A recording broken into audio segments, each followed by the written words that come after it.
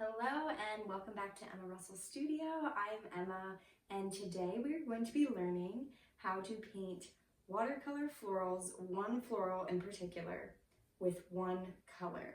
So we're going to go over opacity, kind of how you deal with that, and we're going to add a little splash of color at the end, but we're primarily going to learn just the one color.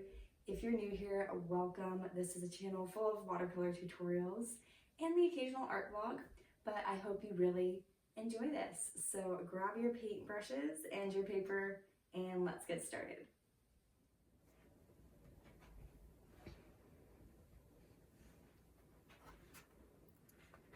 So to start off our poppy, we are only going to use one color. This is going to help you just focus on the opacity. And we're going to use one brush as well. This is my Princeton Heritage Velvet Touch size 12 filbert brush. It is a blooms brush. It's actually a collaboration from Jenna Rainey and Princeton Heritage. She is an incredible watercolor artist here on YouTube. You can search her at just Jenna Rainey. And yeah, she teaches a lot of fun watercolor tutorials as well.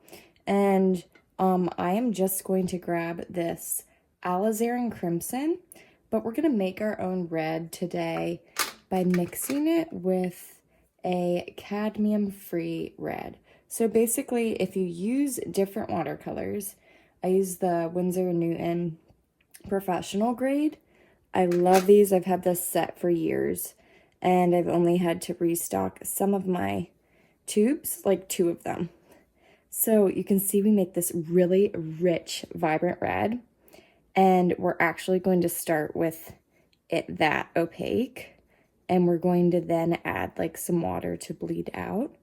But yeah, you can grab whatever paints you have. If you have like a red and then something that's more, what would you say? This is like almost like a brown red, almost a burgundy.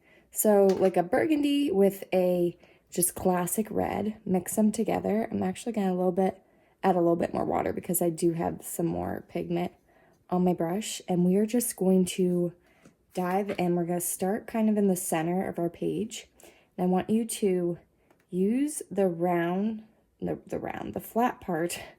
I use a round brush way too much, you could tell. And you're going to kind of curve it up until you like reach a point, and then put your brush on its side and make your way up. And then let's do that a little bit over here. So you're lightly dragging your brush, and you're kind of making this bottom part of what will be the poppy, and we're going to do a little curve with the side of your brush here. So a little bit of a curve here to this one petal. We're going to kind of go like this here. Sometimes there's not exact words for techniques. Then we're going to make an inner petal. So it's kind of going to be curving in towards the center, which is about here. And we're going to leave a little bit of white space and just use the side of your brush. A really great way to practice poppies is to grab like a reference photo, or if you are lucky enough to live near lots of poppies, there's actually this farm near me and they plant poppies, but they're right in their yard. So unfortunately I can't go over there, but I'm inspired by them every day, which is probably why we are painting these today. Then we're gonna make a little line over here, have it go out. The great part about this filbert brush is it's actually so thin and the bristles are so sandwiched together, creating that flat look, that it's actually really easy to go slow and have a lot of control. Sometimes in watercolor, you just need a better brush if you want to have more control. So we're gonna have it pointing down here, still about a 45-degree angle, and we're going to press, let it fan out a little bit, and then lift. And I want you to press, let it fan out, and then turn. And we're creating another petal over here. Now, there's sort of a roundness that will happen the way the petals are. So we're going to try to mimic that by going along the side and kind of curving in with the white space, go out, And we can allow no white space to then be on this one, just kind of continue this. Sometimes you can do that if you're going really slow and you want to just make a petal wider, you can just continue to go right where you left off and just go back over it. And you see, like, we haven't even had to dip our brush once. My pigment is kind of separating here where it's most of the pigment's lean over here and we got the water there. That's fine. But what's really cool is when you start off with a lot of pigment, you can actually sometimes go from dark to light, which is a different way of working with watercolor than I usually show. Let's just kind of connect these up here by just dabbing it. And then we're gonna go over here. We're going to kind of have that curve there. And then start here where it's white. We're gonna finish off up here. So you're kind of like twisting in this tutorial. And we're gonna actually connect this over here so the flower blends more together.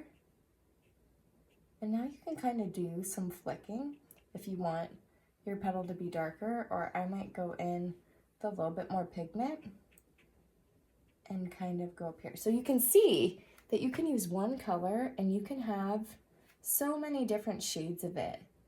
And we're gonna use red for the stem too.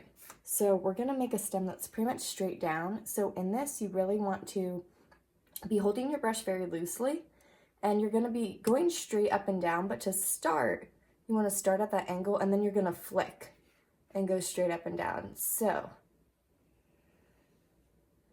like that.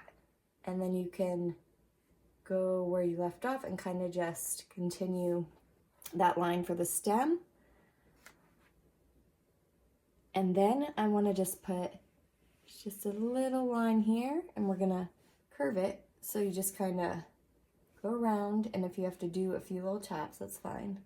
And we're gonna have like a little bud. So we'll just curve.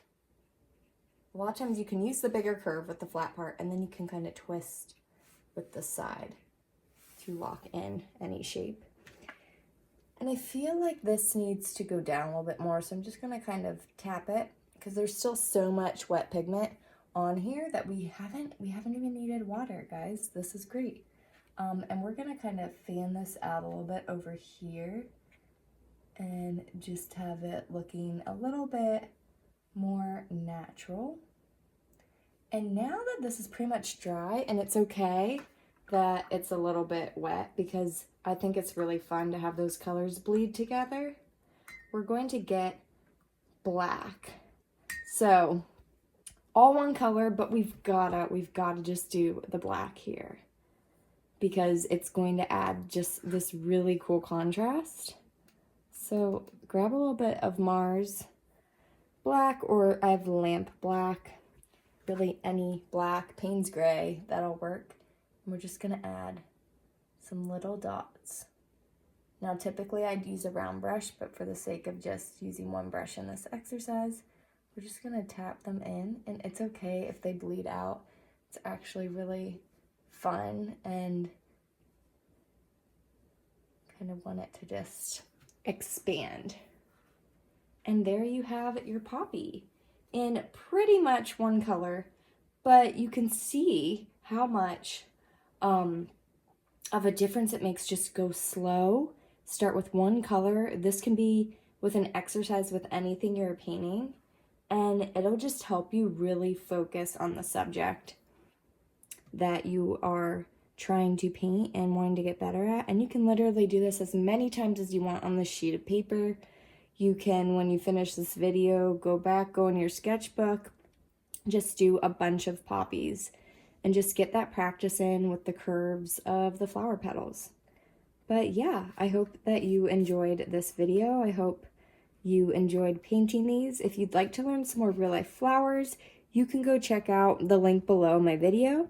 It takes you right to my ebook.